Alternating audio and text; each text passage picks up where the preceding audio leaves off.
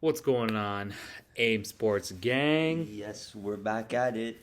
All right, so we have lots to talk about. This is our second episode for week one in this new NFL season. Yes. So as you guys all saw what happened Thursday night, Oy, and our bets, what we had Baltimore to cover, didn't we? we did. Plus We three, did. yeah. And if it wasn't for those last 2 inches on his foot, they would have. Yeah, what did they say? Smaller shoe size? They would have got I it. think so, yep. Yep, literally. But yeah, so as we know from that, never bet against Patty Mahomes. Yep, I learned my lesson 2 years ago, Yep. and I learned it again last year. Uh-huh. And Patty Mahomes taught me my lesson for this year. So Yeah. thank you, Patrick Mahomes. Yeah, don't lose your money on Patrick Mahomes. He's Nope. always out here. But we have Sunday to look forward to. Yes. Sunday is a big day. Sunday is football Sunday. Oh, And man. we have a lot in store for you guys today. Lots to talk about. As we talked about from our last episode, we like to keep our Thursday night records a little bit different than our Sunday and Monday nights, just because Thursday is typically the first game of the week. Some people have shorter weeks, Yep, as we'll correct. kind of get into it. So the injury heal time may not be there. So Thursday night football, a bit of an anomaly. So we're going to keep it a little bit separate. So as it stands, we are, 0-1 when it comes to Thursday night football. Yes. But our true records come against the game of the weeks, Yes. which we'll be talking about with the upcoming Sunday and Monday games. Yes. We got a lot of big games happening on Sunday. We got a really big one in a divisional matchup between Houston and Indy. And as that, it'll be game one of Game of the Week. Then we have a couple of more games but we'll get into that in a second. Houston and Indy. Let's just start off slow from there. Divisional matchup. Yep. Richardson comes back off injury. Yep. Houston got some new firepower in their arsenal. This is going to be a really good game. Yeah. It's just I don't know what to say, but I just think either it's going to be firepower all over the place, or it may just be a defensive battle. Either way, division games are always fun to watch. Oh, absolutely. And I think, as our first game of the week for the inaugural season, Houston, Indianapolis tends to be a very, very big game. Like Ulner mentioned, divisional rival. Yeah. Right? Houston Texans are coming off a pretty promising year with, CJ Stroud's arm. Right? We know that, he could throw some long bombs. We know that he had a team that otherwise could receive them. And, he was able to put up some huge accolades. Of course. Now, in the offseason, the Texans really put their money where their mouth is and acquired Stephon Diggs. They're going to roll with Nico Collins, who, started coming into his own last year. And they've then surrounded themselves with Tank Dell, Robert Woods, so LA Rams, right, in the correct. Cooper Cup gang. And you've then gone out and procured Joe Mixon and Dameon Pierce. Yeah. Both of these guys have led teams themselves. Yes. And in that same depth chart, I know you mentioned you also have Cam Akers. Yeah. Right? So all to say is that this is a Houston team that has the firepower to truly, truly dominate not just this game, in my opinion, but this overall NFL season. Do you think there'll be a threat to Kansas City and Mahomes, or do we find out tomorrow? You know what? I Or think like on Sunday. yeah, I think looking at it on paper, I would say that this team could actually go toe to toe Right. with Mahomes. I don't get me wrong. I think there's going to be a lot of growing pains Of and course. shin splints, right? Offensive coordination, Stephon Diggs coming from Buffalo. It's going to take some time for them to gel for sure. But given where they are, they're not brand new rookies, not fresh. Yes. Right? They're not also seasoned, right? So they do have a few years under their belt, but they're hitting their prime. They're hitting their stride. Yeah. And I think with enough time to play, get kind of coordination with the offensive playbook, I think they could truly go toe-to-toe Yeah. and be a contender Of course. for the Super Bowl this year. Okay, I hear you with that one, Irshad. I totally agree with you. But let's get back to the game. We got Houston, Indy. Houston's favorite here, -3 on the road. Yeah. There's a stat you were telling me about Indy, something about at home. They don't like staying at home or something like that. Yeah, it's something about being, was it winless? Winless, yes. Yeah. Goose egg. Goose egg. Yes, goose egg at home. What is it, last 10 home games? Season open? Last 10 home games Yeah. that they actually have not won. Damn. And it tends to be something that is otherwise kind of scary. It is kind of scary, especially if you're looking at C.J. Stroud. How we were saying, he has all the firepower in his arsenal. Mm-hmm. If you look at his stat last year, that stood out to me was in all the games that he played within the division, he did not throw a single interception. Yeah. He had 9 tutties, Yep. no interceptions. None. Now you have a firepower going against a vulnerable team that has not won a game. Mm-hmm. A home opener game. Home opener. In the past, 10 games they've played. Yep. And yes, 10-game winless streak in season openers for the Colts. And you have a quarterback who was injured. Rookie quarterback came back this year. They have some good people. You got Jonathan Taylor coming back too. Yep. But I still feel the wide receiver core is not really all there. It doesn't match Houston's game. But then again, it is a division game. Yep. Let's just get into it. I think Houston comes out right and rocks Indy. I think the -3 is there to, I guess, scare us. I'll take the -3. I'll take Houston outright. Yeah. I don't know if you feel the same, Irshad, but let them know. Yeah, you know what, man? Like I think you nailed it. I think we obviously talked about the Arsenal with Houston. Mm-hmm. Indianapolis, I think, is a good team. They're up and coming, right? They have some some veteranship with Joe Flacco on the team, but Anthony Richardson, still yet to come in his own.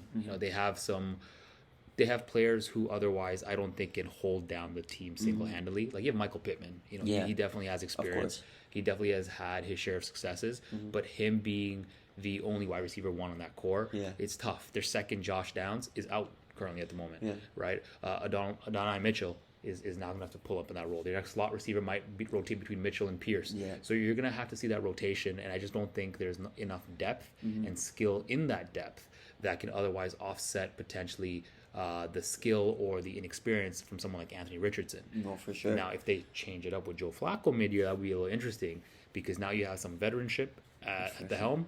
You have Jonathan Taylor running in the back. And then maybe if Downs is coming back, you have Pittman and Downs can be a bit of a threat. But as it stands, I don't think that's going to happen for tomorrow. So, my brother, I'm riding with you. Yeah. Folks, I too am also calling Houston -3 based on Vegas standards. Yeah. But, alternate spread if you're nasty, I'd probably do maybe a Houston, maybe 4.5. Take a Houston -7. More than a touchdown. More than a touchdown. There you go. You heard it here. Yeah, Indy's throwing another goose egg. They're about to go 0-11. Oh, for sure. So, I think on paper, I agree. Yeah, I agree. I think it's gonna be a Houston blowout, and I think Houston's gonna assert their dominance in both this game and hopefully notice to the entire league that they are a team to not mess around with. Yeah, Patty Mahomes, they'll be watching. That's what it is. Yeah. So Patty Mahomes, hope you're hearing this. Texans are coming for you. Yeah. But yes, you heard it here. First, Houston Texans. Yes. -3. -3 early game, 1 p.m. Eastern. Yep. Get your popcorn ready. It's going to be a good game. Good game indeed. Yes. Which gets us into game of the week for week 1 for the second game. Yes. So we have the second game of the week, the primetime Sunday night football game. Yes, primetime is always best football. I love that. Like we talked about earlier, whoever made the schedule for week 1, elite status. This is amazing. Yeah. We have LA. Not returning, but rather visiting Detroit at home. Yes. And this is the primetime Sunday night football game. Yeah. Vegas currently has Detroit as the favorite at -4.5. So, Ulner, let me throw it to you, brother. What do you think and why? So, once again, Stafford's coming home. Stafford's whole career was in Detroit. He gets to come back. He gets to go enjoy some football. He can see some familiar friends, hang out. But once that kickoff happens, there's no friends on the field. No. It's only your team, the people you ride with, and you go and you're hungry and you go get it. You have a good wide receiver core with Puka Nacua, who blew up last year. You got Cooper Kupp, who's also there too, coming up. And then you also have, there's a little Tutu Atwell. Tutu Atwell's that little man running around, catching balls. He's amazing, and he's quick. You can't get him out of sight. He's really, really nice.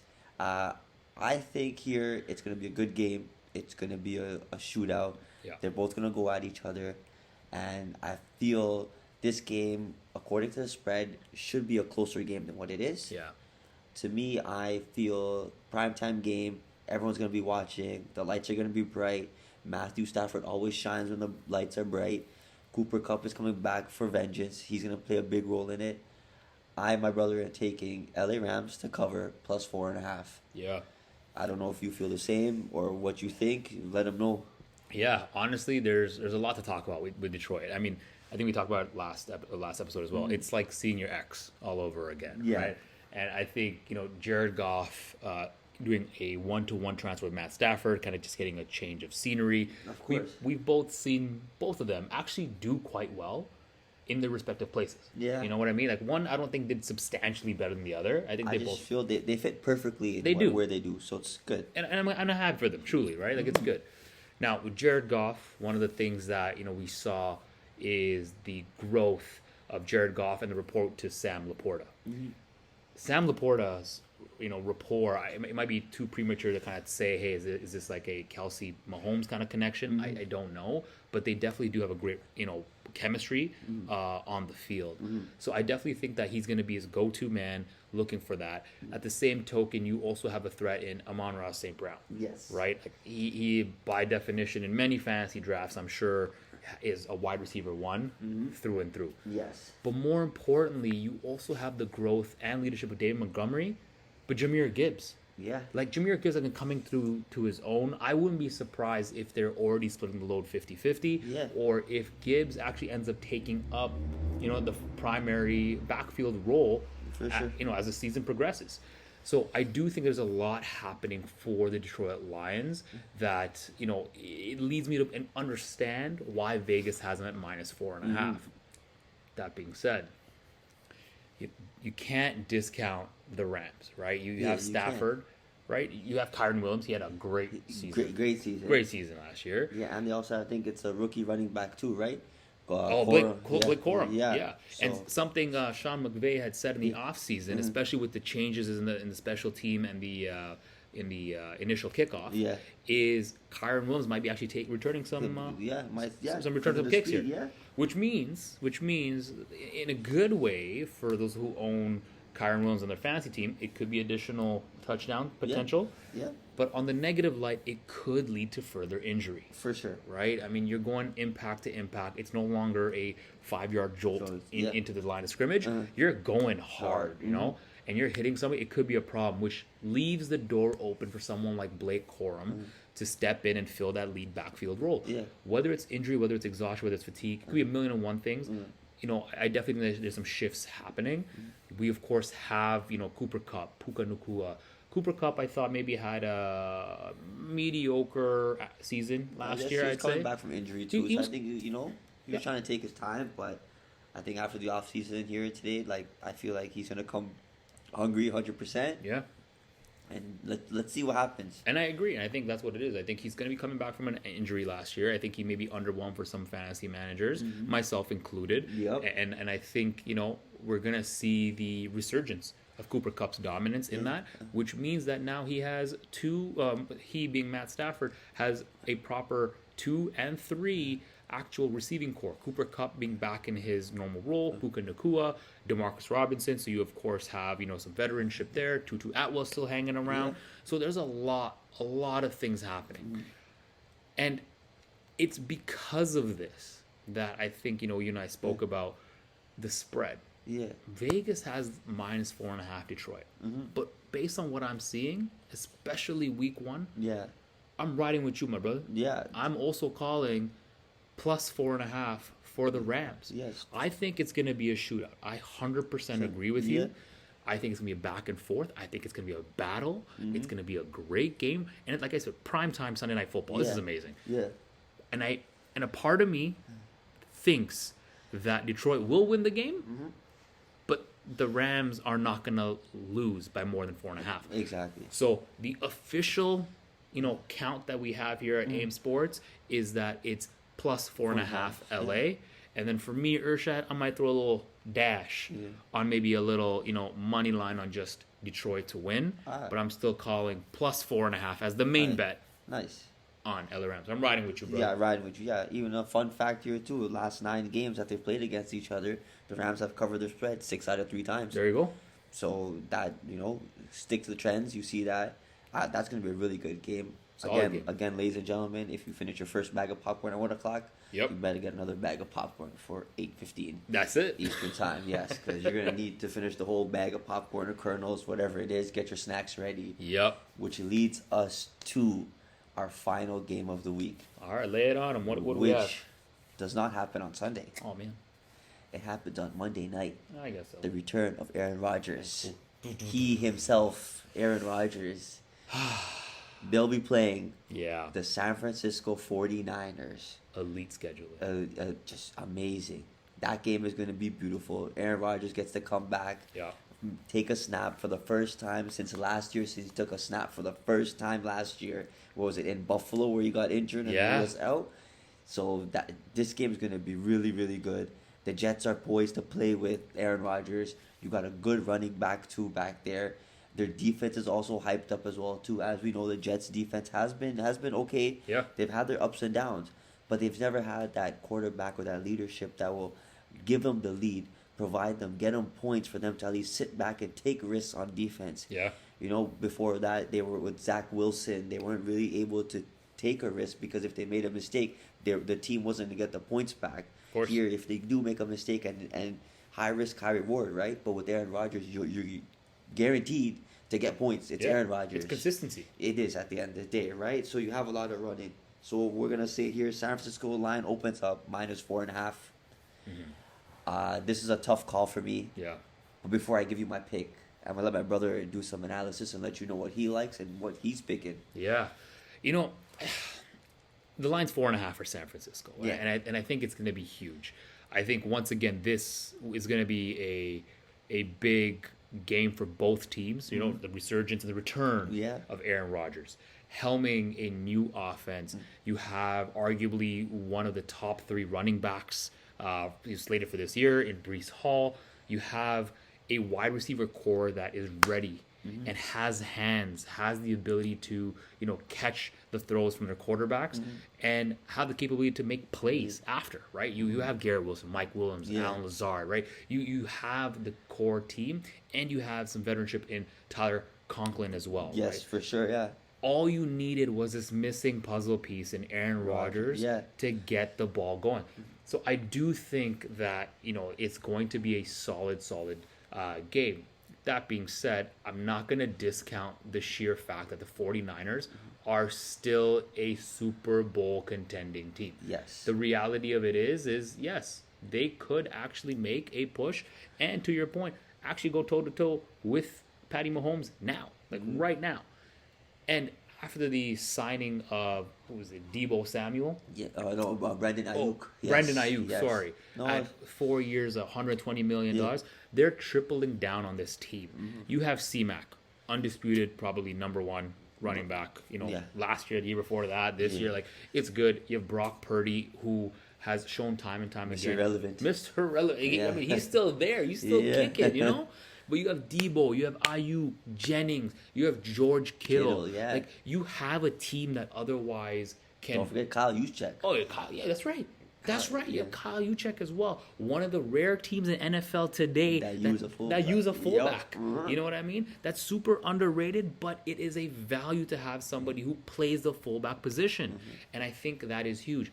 All to say is that with this team, it's going to be a fire shoot, to be honest. Now, coming back to the actual call, you know, Monday Night Football in San Francisco, I think truly, and you know, I've been kind of going back and forth as to how I'm going to do them, you know, which way I'm going to swing with here. Do you need some time to think about it, my brother?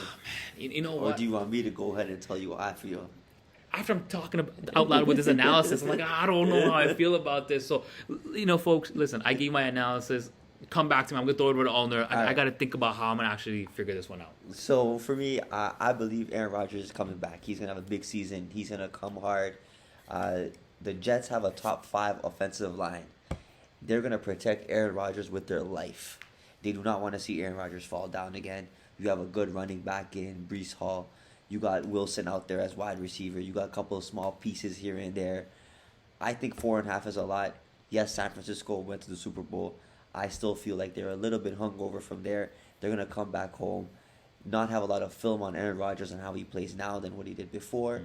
And the lineup and all the sneakiness. Aaron Rodgers is a sneaky guy. He'll come around you and just, you know, lay it on you out of nowhere. People think he's too old. You know, maybe he'll find the end zone tomorrow or on Monday, and flash out the belt. But me, my brother Irshad, I'm taking the New York Jets to cover the spread plus 4.5 on Monday night. Yeah. Yeah, so I don't know if you've gotten your decision yet or what you're thinking about or how you feel. One thing that you actually just mentioned right now, and it's important to note is because this actually has implications against the over under. I think what you just mentioned. Of course, we know the star power in Of every course. team, but one thing you mentioned is the emphasis of avoiding the repeat of what happened last year. I think that the offensive lineman, the offensive coordinator, has probably put such a strong emphasis Yeah. on the offensive lineman to ensure Yeah. that nothing happens Yeah. to Aaron Rodgers. Exactly. Right? Like, of course, we're not going to hold it down forever. Yeah. But you're probably going to have that extra jolt from the wide receivers to get Of down, course. make their routes quicker, cutter, sharper, Of course. so that Aaron Rodgers can unload them before risking getting injury. 100%. And so I think in doing so, they'll be able to, especially with someone like Brees Hall, Yes. who is probably more agile, knowing that they don't want to have people rush Aaron Rodgers and risk injury again. I think the ball will be more quickly paced Yes. in the hands of the New York Jets, Yeah. more than potentially what we've seen in the past. Well, of course. Right? Now, I think the sheer firepower of San Francisco Of course. will fight that back.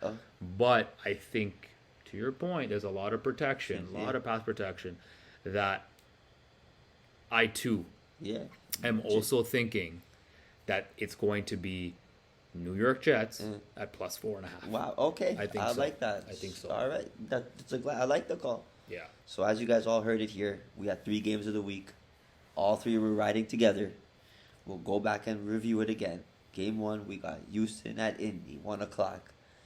Me and my brother both have Houston to win -3 or more. Second game of the week, we got Rams versus Detroit. Line opened up as -4.5 Detroit. My brother and I are taking the Rams to cover plus 4.5. And as my brother just said, who didn't know what decision he was making, made a final decision, let you know what the last game is. And that's going to be, and we're still riding together to the very end for week 1 and the first set of game of the weeks. It is the New York Jets at San Francisco 49ers. Line came out at San Francisco -4.5. We are calling the New York Jets at plus 4.5. You also got to remember, too, right? Aaron Rodgers played in Green Bay. Yeah. And in San Francisco, he had a couple of battles against them in the NFC. Yes. He was there, so he knows how they play, too. So that Exactly. also is an advantage that he has that other quarterbacks didn't have or don't have. And this was during the CMAC era. This was during the CMAC era, right? CMAC played in Carolina. They were all in the NFC. Yeah. Now he's on the other side competing, but he still knows that. He still watches games, so I think that's going to be a big factor. Absolutely. So there you guys have it. 3 games of the week. We're all riding together. Yep. If you guys want to ride with us, you can ride with us. That's it. Or you can jump off the ship. But it's up to you. All right, so that ends our era of game of the weeks. Yep. But at Aim Betting, we just don't pick games of the weeks. That's it. What else do we do? We've done something different. My brother, tell him. For NFL and for our NFL specials, we're not only doing our traditional game of the weeks, which we do with every sport. We're actually embedding into the world of fantasy with you guys. Yes. So what we're going to be talking about as well is creating our ideal fantasy lineup. So kind of coming in every week on episode 1 as well as episode 2 and kind of rounding out our ideal fantasy squad. Yes. Now, we of course know what happened on Thursday Night Football and Friday Night Football. So for those who had Saquon, you guys probably did really, really great. Yes. But it wasn't someone that we thought maybe could do even better. So we actually have left our entire fantasy lineup for the folks playing on Sunday and Monday, which we'll get to a little bit here in a sec. But what else do we have outside of fantasy? So we have something new, something called Survivor. Can you survive the NFL? So Survivor, once again, for the ladies and gentlemen listening out there that don't know what it is. Survivor is we pick a game at Aim Betting. We pick a team each week until the season's over. We do not lose. We win here. And we pick a team, and that team does not get picked again. And let's see how far we can ride. That's it. So, with speaking of that, this week, our Survivor of the week, the team that will not lose. And we cannot use again this entire season. Yes, we are going to fly high. And it's not the Eagles. We're flying high with the Seattle Seahawks. The 12th man. Give us the 12th man to win outright against Denver. Send them back home packing. We got Geno Smith coming back, playing hungry. We got DK Metcalf out there. We got Tyler Lockett, who may or may not play because of injury. Right? You also have a running back core that loves to run the ball. Yep. And their coach even said too, right? All they're gonna do is run the football, attack until Denver wants to press them up, and a little play action pass to DK Metcalf, 45 yards, 50 yards down the line, Seattle. And the 12th man is a big factor.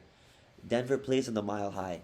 You're gonna go from the Mile High to come play in Seattle with a crowd that is ridiculous and loud, and you have a rookie quarterback in Knicks coming into play. I don't think he's not gonna know what hit him. No. So Seattle is for us. Yeah. Just let them know what you feel. Why Seattle's the one. You know what? I think you mentioned. I think Knicks is a rookie coming into the league, and it's not to discount the leadership and the veteranship of like Sutton, Reynolds, Mims. Like there's no way. Like you still have Troutman, Javonte Williams. Like you have a good supporting cast here, but if your quarterback in and of itself is a little raw, a little fresh, I think it's going to take a few games to get into the rhythm of what NFL is.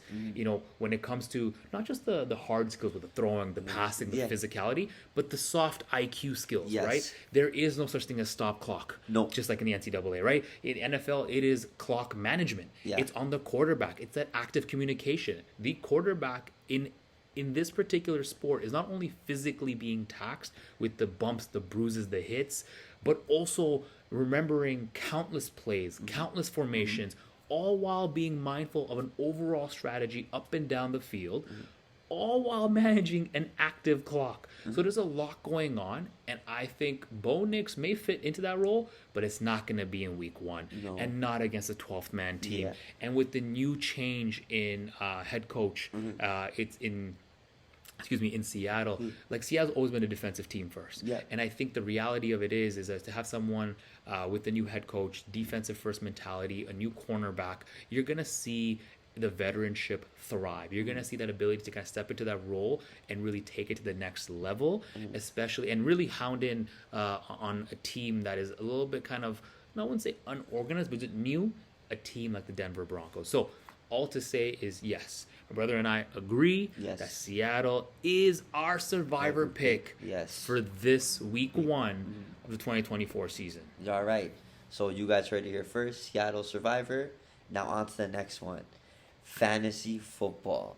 So here at AIM Betting Sports, we create a lineup every Sunday for Sunday and Monday matchups. Our structure is 1 quarterback, 2 running backs, 2 wide receivers, 1 tight end, 1 defense, 1 kicker. We don't make our team according to a budget. We also don't make our team with just superstars. We understand what teams are playing who, what's happening where, and try to make an ideal, perfect team to create the most points, that we will be using a scoring system from ESPN. PPR, yes, that is correct. So we will start off first. We're going to go with our kicker.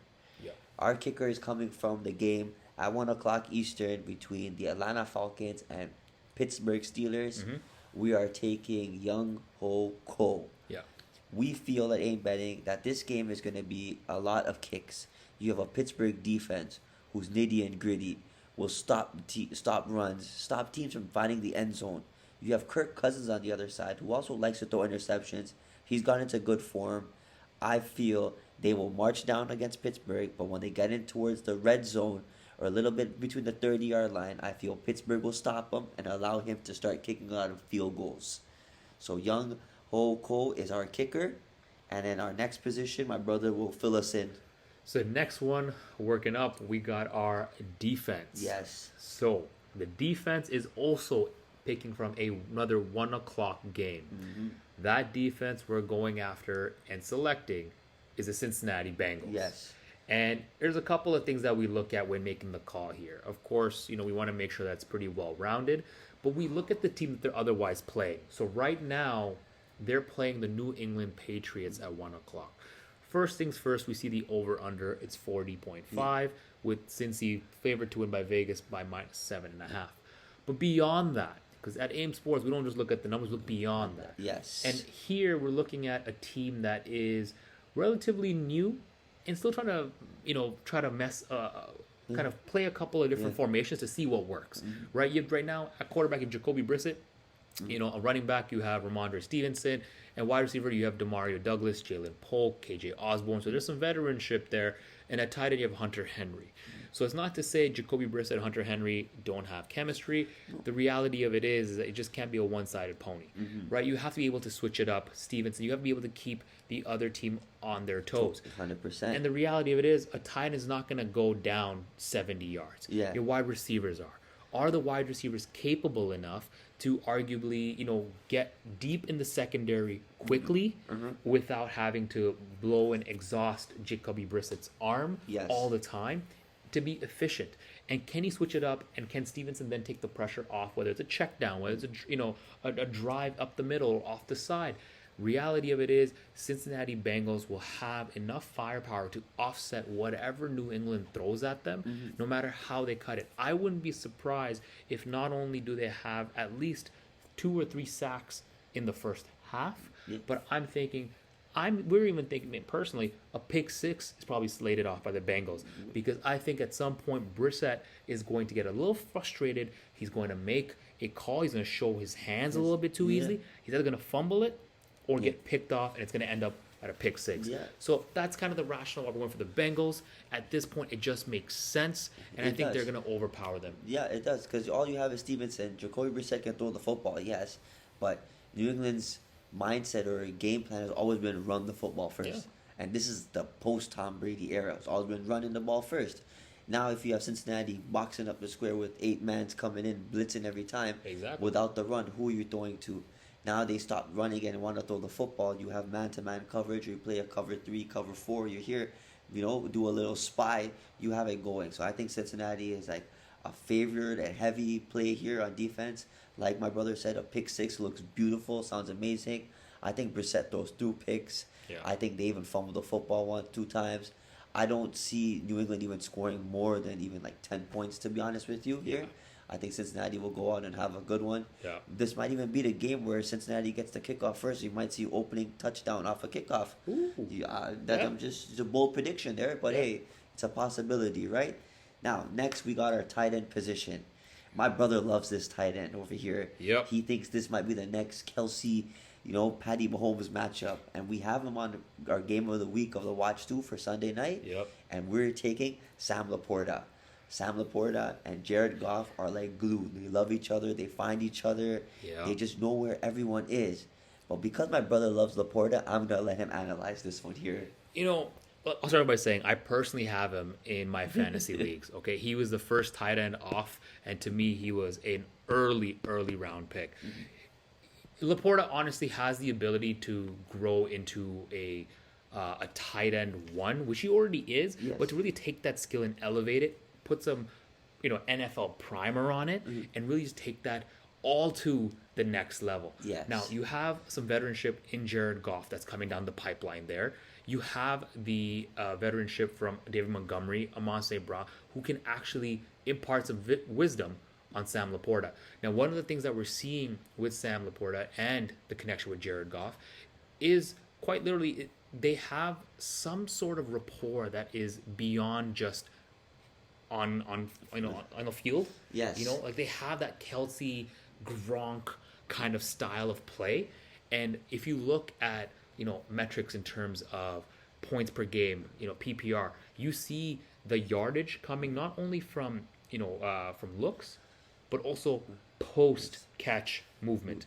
Right? Yards after the carry. Yards after carry are such a big important factor. And the reality is, especially at a PPR league, the last 5 games of the Lions season last year, he was averaging well over 12, 13 points a game.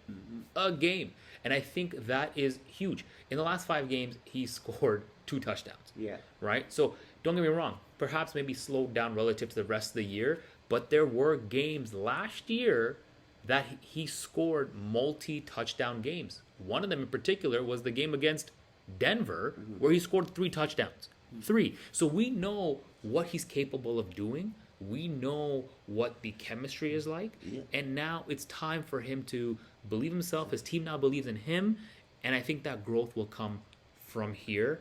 So we're going with tight end Sam Laporta. Yeah, Sam Laporta. Looks like he's probably going to get about, 80 yards, 2 touchdowns. Yeah. Maybe even a rush. Yeah, that sounds about a good stat, I believe. I'd say so. Yeah. I mean, the reality of it is that, his receptions are still, like, if he's receiving anywhere between, on average 8 to 9 receptions, and he's closing in maybe 12 to 15 like yards per catch, that means he's effective both in that run in the actual route as well as yards after carry after catch, which means that he's being targeted in his first year as often as he was. I think now everybody knows the type of effort and outcome and contribution that he can do. They're going to be looking for him. Yeah, even that too, right? I think LA Rams too in the middle of their defense is a little vulnerable. 100%. Right? And Laporta comes off from blocking. He can even fake block, pretend he's blocking for either Montgomery or Gibbs running, slide out, quick throw, and he's gone, right? So we really love that. So yeah, Sam Laporta, tight end. Yep. Now going up the ladder, we got our wide receivers. We got 2 good wide receivers that we're going to pick. First one, we got Tyreek Hill over here facing against Jacksonville. You got 2 on Tyreek. Tyreek is the fastest one out here, Mr. Cheetah. Yeah. You know he's going to produce. We all know what Tyreek Hill does. It's a Battle of Florida. Battle of Florida as well, too. Even last year, opening week, Tyreek Hill had an amazing game. We believe he's going to go 2 touchdowns, 120 yards, probably about 7 catches. Tyreek Hill speaks for himself. There's no explanation. That's one. With Waddle on the other side. And it's just 2 Tyreek Hill. It's just given itself. Yeah. Like you can't even elaborate on it. It's just Tyreek Hill is Tyreek Hill.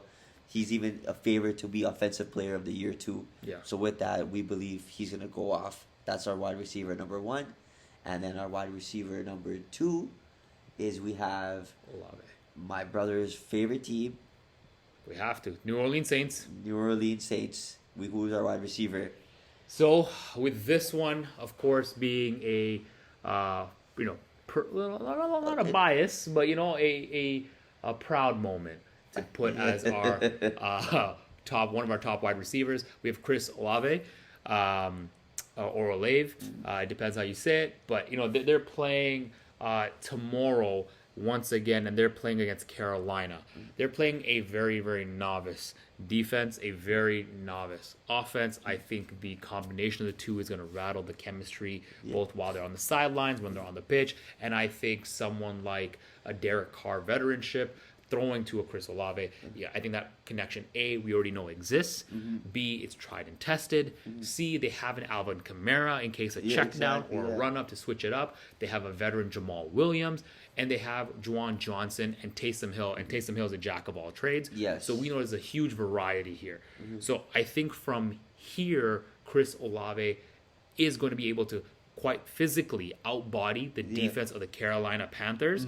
And the last 4 games against Carolina, he's had 80 yards averaged per game. Chris Olave, 80 yards per game. That's a crazy stat. So amazing. And he's what, like 6'2"?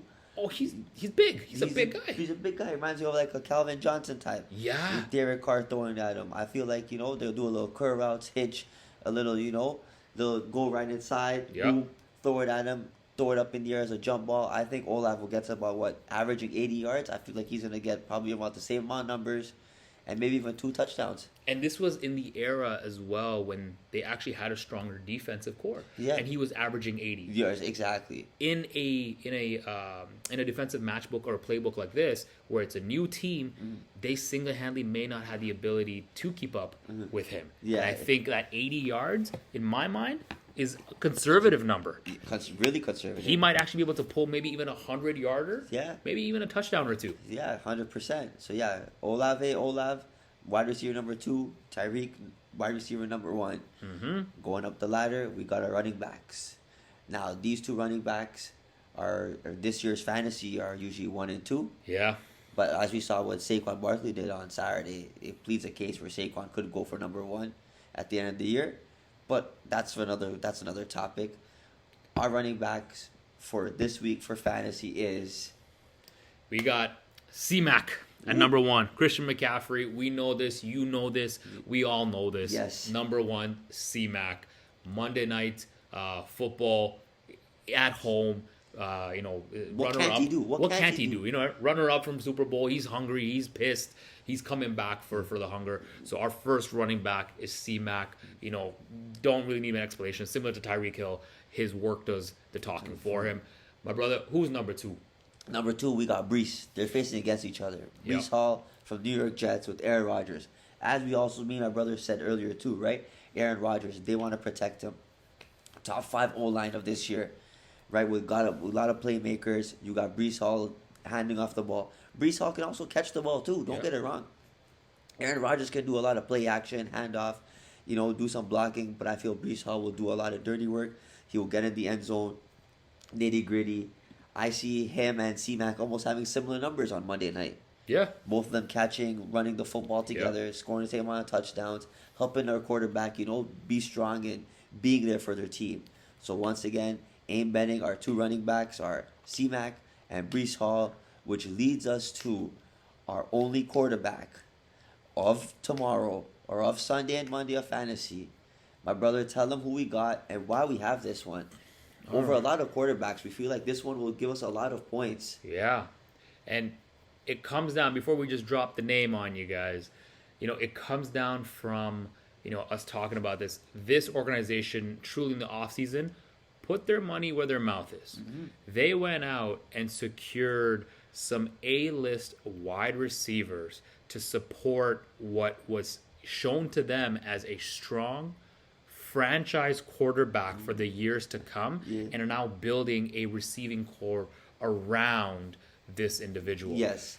And that being said, this organization is nobody other than the Houston Texans. Yes. Which is the quarterback C.J. Stroud. Yeah. All right. We truly believe that with the addition of a huge wide receiving core, this team is now ready to elevate their trajectory for the season. They're able to achieve long expectations that are set for this organization, including touchdowns, playoffs, all those things, and actually deepen the playoffs, all of which will now come from the ability that they have more than just, Nico Collins to throw to. Yeah. Or just Tank Dell, You also are Nick Schultz as their tight end. Yeah. Like, you have Stephon Diggs. You got players you cannot double team. Somebody's going to be open on a man-to-man route. And then don't forget, C.J. Stroud can run the football too. Yeah. Right? These young quarterbacks love to run. Their idol was Michael Vick, who loved to run the football. They can throw the football like Tom Brady, Patrick Mahomes, but they can also run the football like Michael Vick. Yeah. Having a 2 combination like that is deadly and lethal. Unreal. So we feel C.J. Stroud is the man who's going to get the most points as quarterback this year. And again, in the stat we said too, against divisional opponents, C.J. Stroud has not thrown an interception and has thrown for 9 touchdowns. So we like that trend to keep going. That looks like a good pick for us. Yeah. And one thing I want to throw out there while you're saying that, in his entire last year's campaign, in across 18 games in the week, he had a wild card divisional. If you account all 20 games, he only threw 5 picks. Yeah. In 20 games, he's only thrown 5 picks. Yeah. That is huge. And they played Indianapolis twice last year. Once in week 2, where he threw for 2 TDs and over 380 yards. And they played again on the last week against Indy, where he threw for another 2 TDs for over 260 yards. Which means that his efficiency, he has Indianapolis's number. He does. So I'm anticipating at least 2, maybe 3 TDs now that he actually has other people to throw it to. I think he goes for 2 and runs one himself. Done. So you heard it here. Yeah. I mean, you're seeing a multi-versatile quarterback in today's day and age, and C.J. Stroud encompasses what a quarterback in the NFL requires to be today. So there you guys have it. Aim betting fantasy lineup, week 1 NFL. We'll do a recap. Quarterback, C.J. Stroud. Running back number 1, C-Mac. Yep. Running back number 2, Brees Hall. Wide receiver number 1, Olave. Wide receiver number 2, we got Tyreek Hill. Then we got our tight end at Laporta. We got Bengals defense and Young Ho Ko as our kicker. Yep. And then let's not forget our survivor pick of the week we have is Seattle. Yes, 12th man. Don't forget the 12th man over there.